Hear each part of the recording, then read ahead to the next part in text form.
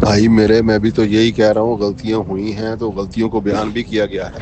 مجھے بتاؤ، جو غلطیاں ہوئی ہیں اللہ تعالیٰ نے کہا ہے کہ یہ بیان نہ کرو، قرآن میں بیان ہوئی ہیں، حدیث میں بیان ہوئی ہیں، مصنفین نے اس کی تفسیر لکھی ہے اور اس کے جو ہے نا مترجمین نے ترجمے کیے ہیں، تو بیان ہوئی ہیں، ہم بھی بیان کر رہے ہیں۔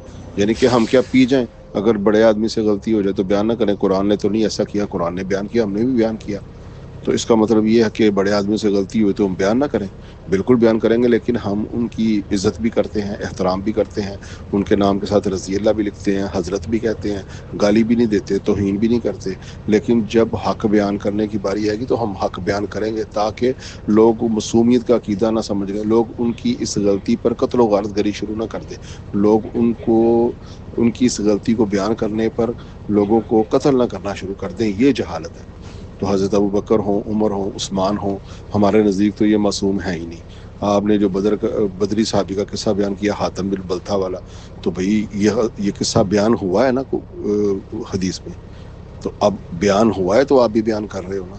تو پھر یہ جاسوسی انہوں نے کر دی تھی، حدیث جاسوس موجود ہے، یہ کوئی چھوٹی غلطی ہے؟ بڑی غلطی ہے۔ تو حضرت عمر کو پوچھو، حضرت عمر تو اس کو منافق کہہ رہے ہیں اور قتل کرنے جا رہے ہیں، اللہ کے نبی نے منع فرمایا نا۔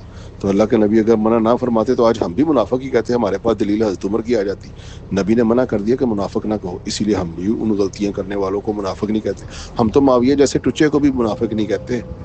اندازہ کر لو کہ ہم کتنی عزت کرتے ہیں اس کی، حالانکہ اس کا فسق، فجور، حرام خوری تک ہمارے سامنے حدیثوں میں موجود ہے۔ حضرت علی کو لعنت کرنے کی بھی روایات صحیح سند سے ہمارے پاس آ گئی، پھر بھی ہم اس کو منافق، کافر نہیں کہتے۔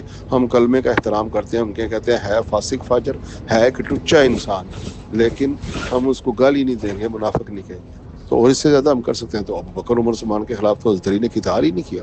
جب حضرت علی نے ان کے خلاف قتال نہیں کیا، ہم ان کی عزت کرتے ہیں، لیکن ہم ان کو معصوم الخطا نہ سمجھتے ہیں، نہ وہ تھے۔